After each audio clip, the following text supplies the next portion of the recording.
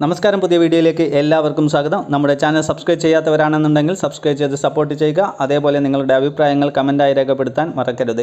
അതായത് ticket to finale ടാസ്കുകളെല്ലാം വളരെ ഉഷാറായിട്ട് മുന്നോട്ട് പോയിക്കൊണ്ടിരിക്കുന്നു. 5ാമത്തെ ടാസ്ക് വന്നു. 5ാമത്തെ ടാസ്കിൽ അതായത് മനഃശക്തിയും കായികക്ഷമതയും പരിശോധിക്കാനുള്ള ഏറ്റവും വലിയ ടാസ്ക് ആയിരുന്നു. ഓരോ ടാസ്കും കഴിയുമ്പോഴും അതിൻ്റെ കാഠിന്യം കൂടിക്കൂടി വരികയാണ്. അതായത് 5ാമത്തെ ടാസ്കിൽ ആദ്യമായി വന്നത് അബിയും നോറയുമാണ്. അബി 8 മിനിറ്റ് എടുത്ത് പുറത്തായി.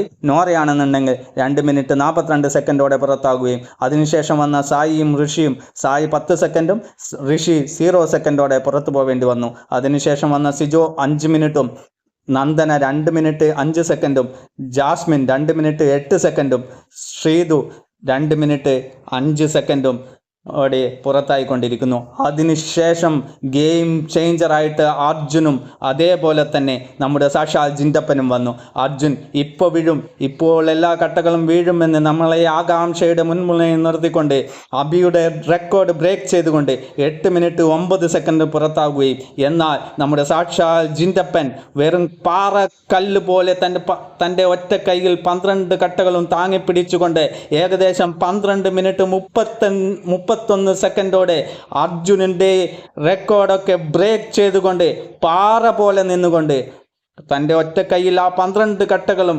പാറക്കല്ല് പോലെ ഉറച്ചു നിന്നുകൊണ്ട് വിജയം കരസ്ഥമാക്കിയിരിക്കുന്നു. 4ാം ടാസ്കും 5ാം ടാസ്കും ഫസ്റ്റ് അടിച്ചുകൊണ്ട് ജിൻഡപ്പൻ്റെ മുന്നേറ്റമാണ് നമുക്കിവിടെ കാണാൻ സാധിക്കുന്നത്. എന്തായാലും അടുത്ത ടാസ്കിന് വേണ്ടി നമുക്ക് കാത്തിരിക്കാം. ജിൻഡപ്പൻ്റെ അതിഗംഭീരമായിട്ടുള്ള ഒരു പെർഫോമൻസ് ആയിരുന്നു 5ാം ടാസ്കിൽ നമുക്ക് കാണാൻ സാധിച്ചത്.